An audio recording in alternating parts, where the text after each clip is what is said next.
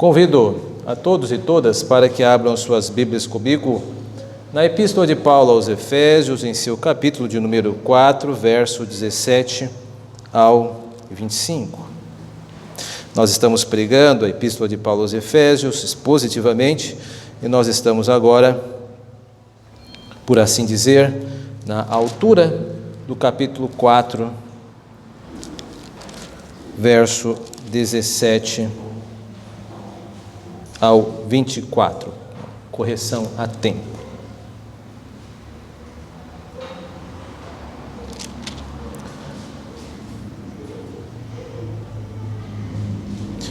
Diz assim a palavra do nosso Deus: Isto, portanto, digo, e no Senhor testifico, que não mais andeis como também andam os gentios, na vaidade dos seus próprios pensamentos, obscurecidos de entendimento, alheios à vida de Deus, por causa da ignorância em que vivem, pela dureza do seu coração, os quais, tendo se tornado insensíveis, se entregaram à dissolução para com avidez cometerem toda sorte de impureza.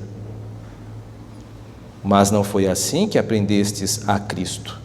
Se é que, de fato, o tendes ouvido e nele fostes instruídos, segundo é a verdade em Jesus, no sentido de que, quanto ao trato passado, vos despojeis do velho homem, que se corrompe segundo as concupiscências do engano, e vos renoveis no espírito do vosso entendimento, e vos revistais do novo homem, criado segundo Deus, em justiça e retidão, procedentes da verdade. A roupa na Bíblia sempre teve uma grande importância. E a pergunta que às vezes nos fica, uma pergunta de cunho histórico, é que tipo de roupa que se usavam na época do período bíblico? Bom, a resposta é que não houve muita variação nos anos a qual a Bíblia trata, e que as vestes, tanto de homens quanto de mulheres, basicamente se resumiu em 3 peças.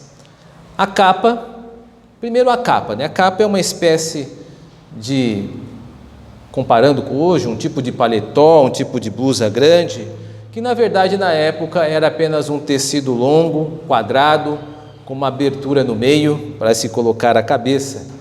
E como está registrado em Êxodo, no capítulo 22, 26, se essa capa que cobria todo o corpo, né, dos ombros para baixo, fosse penhorada, por lei, era obrigada a ser devolvida, porque a pessoa se aquecia com ela. Então, essa capa também era utilizada como uma espécie de cobertor. Por isso que era errado ficar ou reter a capa, caso ainda houvesse um débito a ser pago. Segunda peça é a túnica. Túnica é um tipo de camisa longa, né? Camisa que vai dos ombros até os pés, aquelas camisas enormes, né? Não vamos chamar de camisas aqui, como se fossem camisas longas e que vão até os pés. As túnicas, geralmente, elas não tinham costura. Nós nos lembramos, por exemplo, que esta foi uma peça da roupa do nosso Senhor Jesus Cristo, a qual os soldados romanos jogaram sorte. Então, não compensava naquela época recortar a túnica em pedaços. Então, a túnica acabou sendo utilizada como prêmio daquela jogatina aos pés da cruz. E também um cinto, que era utilizado para prender tanto a túnica quanto a capa. Então era muito comum naquela época usassem cintos, que poderia ser, não é a ideia de cinto de couro que nós temos hoje, mas poderia ser um tipo de tecido que prendesse tudo. Nós vemos, por exemplo, isso sendo referenciado lá na primeiro livro de Reis, em seu capítulo 18, 46, quando registra que Elias precisava correr, então ele pegou e com um cinto prendeu a túnica e a capa e correu, porque essas vestimentas soltas, elas acabavam promovendo a queda por gestos longos.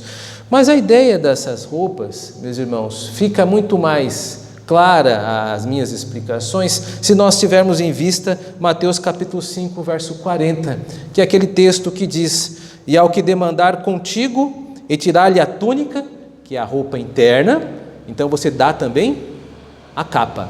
Agora ficou mais claro o nível de desprendimento das coisas materiais que Cristo está exigindo dos seus discípulos e de suas discípulas. Ou seja, se alguém quiser tirar de você a capa, o tecido com o qual você se aquece à noite, você vai além e oferece a túnica, que é a sua roupa de baixo. Veja como a radicalidade que Cristo espera dos seus discípulos e das suas discípulas, radicalidade no que eu digo de raiz, de ir até o âmago, de nós nos despirmos mesmos para sermos cristãos e cristãs. O que isso quer dizer e que essa imagem nos traz é que o discípulo ou a discípula precisa estar disposto ou disposta a despir-se dos seus direitos, da sua justiça pessoal, para revestir-se com a justiça de Cristo. Ainda que por meio da justiça de Cristo, você não terá vestes para aquecer o seu corpo, através da justiça de Cristo, você terá então o aquecimento da sua consciência e do seu coração, porque você está seguindo a Cristo. Isto está lhe causando um grande custo pessoal. O texto que eu acabei de ler em Efésios, ele trata acerca desse tipo de despir-se e de vestir-se. O texto, ele espera que nós, como cristãos e como cristãs, deixemos as roupas, as vestes do mundo, do velho homem, e vistamos as roupas de Cristo, do novo homem. É sobre isso que trata o texto de hoje. São dois movimentos exigidos. Vamos nos deter no primeiro. Deixemos as roupas do mundo. As roupas nesse texto, em Efésios, elas devem ser entendidas como comportamento, porque o texto ele quer que nós deixemos de nos comportar como o mundo se comporta. No verso 17 está assim o texto: não mais andeis como também andam os gentios. Isso é um imperativo, nós não devemos andar como andam os gentios. Quem eram os gentios, ou quem são os gentios nesse texto? Os gentios nesse texto são pessoas que não pertencem ao povo de Deus. Esse termo era utilizado desde o Antigo Testamento para referir-se a quem não era judeu. É muito comum os profetas falarem sobre as nações da Babilônia ou Assíria como nações gentílicas. Mas, com a conversão dos gentios ao cristianismo, o termo mudou. E agora gentios são todos aqueles que não pertencem à nação de Cristo, são aqueles que não são cristãos. Então esse termo é utilizado para se referir a hoje a quem não é parte do povo de Deus, e não necessariamente quem não é judeu. E nesse texto, nós somos apresentados aos gentios como eles são. Quem são as pessoas que não pertencem a Deus? E aí nós vamos ter um retrato, e não são tantos textos que demonstram isso. Um outro texto paralelo a esse, que demonstra os retratos das pessoas que não pertencem a Deus, está também em Romanos, em seu capítulo 1, verso 18 em diante. Aqui nesse texto também se presta a dar um perfil, um retrato daqueles que não andam conosco, que não andam como povo de Deus. E aí então é dito acerca deles ainda no verso 17, e por assim até o 18, da seguinte forma: eles andam, os gentios, eles andam na vaidade dos seus próprios pensamentos. No verso 18, são obscurecidos de entendimento. E ainda adiante, possuem um coração endurecido. E como resultado, eles vivem alheios, longe da vida de Deus. E o autor resume: vivem em ignorância. Eu aqui reagrupei os termos desse texto para mostrar que ele evidencia um perfil, um retrato do gentio, uma pessoa sem Deus. Uma pessoa sem Deus anda nos seus próprios pensamentos, está obscurecido pelo seu próprio entendimento e possui um coração endurecido. Devemos entender que o gentio, nesse texto, ele é uma pessoa fisicamente igual a nós. Compra as mesmas coisas que nós, precisa se alimentar, ir no mercado, tem passeios, se entretém, talvez como nós, em alguns afazeres ingênuos, como ir ao cinema, ir ao parque, por exemplo, mas eles destoam pela sua mentalidade. O seu entendimento é o seu guia, os seus pensamentos dizem para onde ele deve ir, e por causa disso ele tem um coração endurecido. Coração endurecido é um termo utilizado para pessoas que podem ter todo o grau de racionalidade e pensamento e todas as virtudes sociais possíveis, mas tem uma vida em rebeldia à lei de Deus. E aí a maior personagem que tipifica isso é Faraó, que mesmo sabendo que deveria deixar o povo ir, usava todo o seu raciocínio, a sua inteligência, porque longe de nós achar que um homem da estatura de Faraó era um homem ignorante, culturalmente falando não. Aliás, o Egito é um berço da cultura mundial. Ele não era um homem ignorante no que toca à cultura, mas era um homem ignorante no que toca a Deus. Portanto, é totalmente possível existirem pessoas cultas, pessoas extremamente versadas em vários tipos dos seus entendimentos, mas serem retratadas como pessoas sem Deus, porque não têm a mentalidade ligada ao Senhor. E uma mentalidade não estando ligada, direcionada a Deus, é uma mentalidade sem Deus. Ainda que estas pessoas possam utilizar expressões que indiquem o contrário. Eu vou explicar isso mais adiante. Mas para nós o que nos basta nesse momento é que você tem no teu texto agora, nesse texto, a representação de uma pessoa sem Deus. Uma pessoa sem Deus, ela também agirá como estando sem Deus. E como o gentio age? Sem nenhum freio. Veja no verso 19. Os quais, tendo se tornado insensíveis, se entregaram à dissolução para com avidez cometerem toda a sorte de impureza. Porque sem Deus nós não temos freios. E eu não estou aqui dizendo nada inédito. Grandes homens já repetiram isso, disseram isso. Eu cito, por exemplo, um texto de Dostoiévski, quando ele resume bem isso, dizendo: sem Deus tudo é permitido. Se nós não temos Deus, não temos freios. Se uma pessoa não acredita em Deus, por que ela deve acreditar em ajudar o próximo? Se a pessoa não acredita em Deus, o que pode movê-la em direção ao outro? Ela terá apenas a si mesmo como seu horizonte final. É a si mesmo que se conhece. Ela será uma pessoa naturalmente egoísta por natureza, porque ela não tem a Deus. Por isso, tomemos muito cuidado com o ateísmo aberto. Pessoas sem Deus, que vão apresentar-se para nós como as pessoas mais racionais do mundo, mais intelectualizadas, com trânsito em várias esferas, mas se não possui a Deus, não possuem nada que nos interessa. E também devemos tomar cuidado com o ateísmo prático. São pessoas que dizem que tem a Deus. Se você perguntar a elas e dizer: você acredita em Deus? Ela dirá: sim, acredito em Deus. Deus está comigo. Mas por Deus ela vai entender o universo, as forças impessoais da natureza, o acaso, a sorte ou a fortuna. Tomemos cuidado com esses discursos muito comuns quando vamos evangelizar as pessoas. Elas se apresentam desta maneira: mas eu acredito também em Deus como você. Afirme a ela que o teu Deus é o Deus da Bíblia. Não é o Deus da natureza, não é o Deus impessoal, mas é um Deus pessoal. Nossa Trindade. E devemos tomar também cuidado com a forma de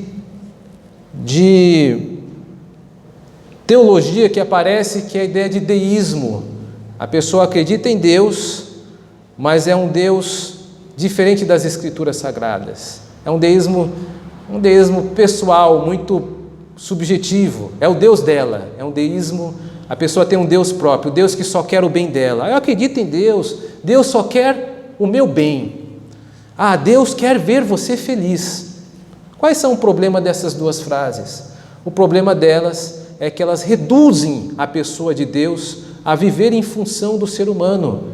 Embora Deus sim esteja em algum momento interessado no bem da humanidade, a ideia de felicidade de Deus para nós é muito diferente daquela que temos para nós mesmos. Por vezes para você uma vida feliz é uma vida regada a sucessos infindáveis, a galgar degraus, a vencer sempre. Isso é felicidade para você. Às vezes para nós não. Felicidade talvez seja como Jacó, que teve a bênção de Deus e como resultado Deus o aleijou para o resto da vida. Ele começou a cochear com a luta com o anjo. A vitória para Jacó foi carregar a vida toda uma perna aleijada.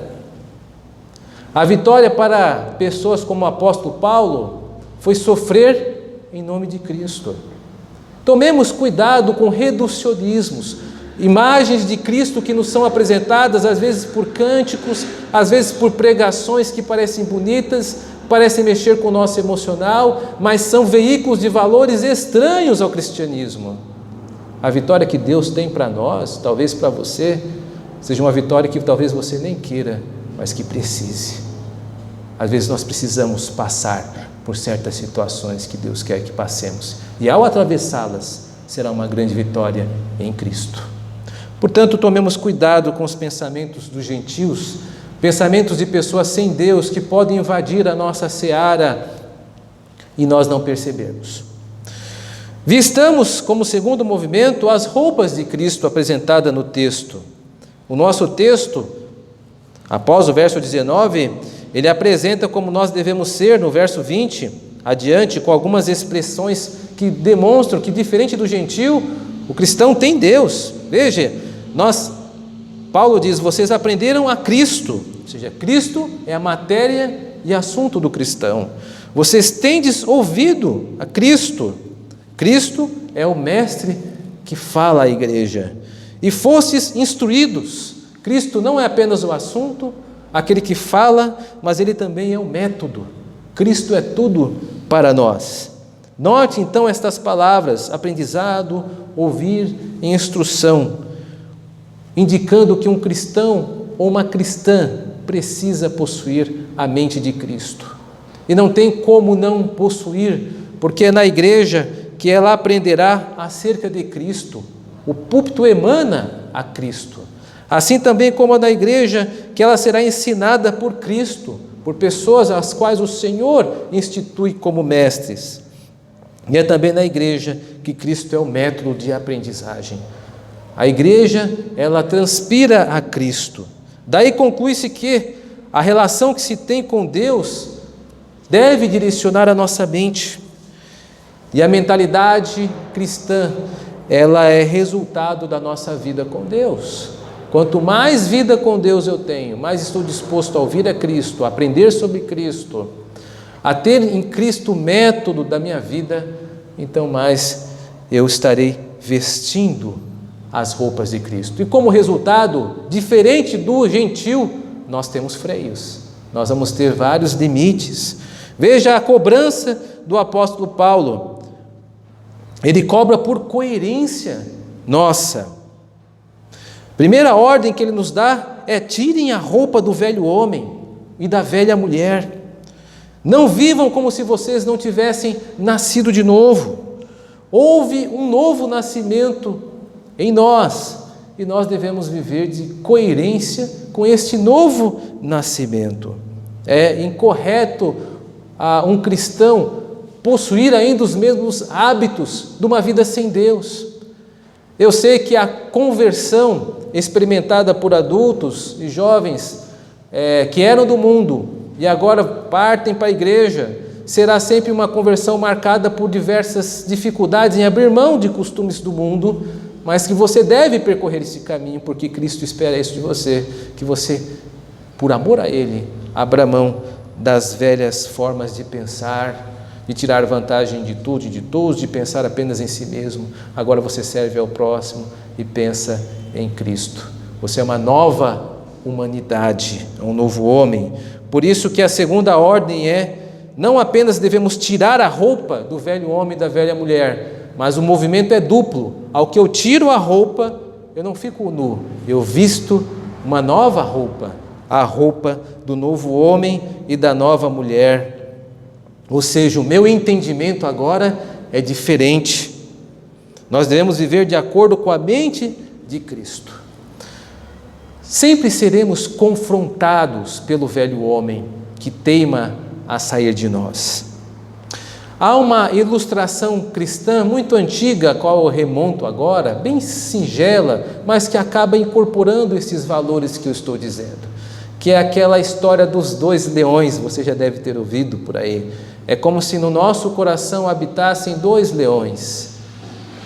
E se você alimenta um com frequência, fornecendo do bom e do melhor para ele, e a outro você não alimenta, mas vez por outra, infelizmente, cai algum tipo de migalha para mantê-lo vivo, contra a sua vontade, todas as vezes que os 2 se degladiarem, com certeza o mais preparado irá vencer. O cristão tem que preparar o seu novo homem. E a velha criatura é aquele leão que não é alimentado por você intencionalmente.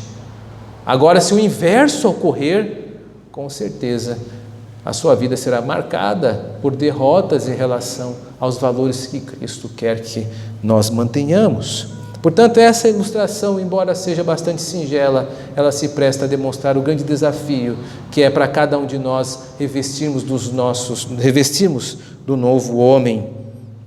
Faz-se necessário, conforme o texto diz, andarmos em justiça e em verdade.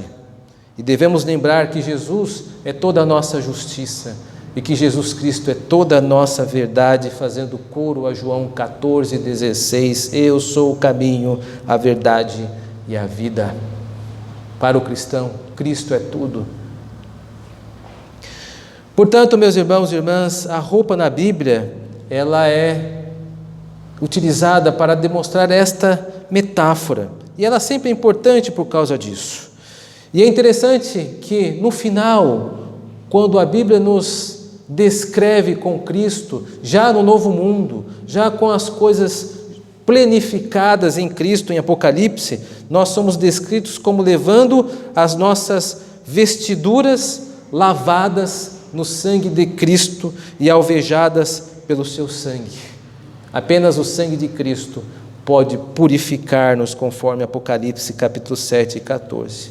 E meu desejo sincero, meus irmãos e irmãs, que é que vocês, como discípulos e discípulas de Cristo, possam estar sempre prontos a despir-se do velho homem, este homem que reluta a sair, este homem que quer ganhar sempre, esta mulher que quer sempre ter a primazia, e possa permitir que Cristo tenha a primazia no seu coração. Fazendo isso, com certeza você estará com Cristo no novo céu e na nova terra, com vestes muito melhores do que ostenta agora. Que Deus nos abençoe.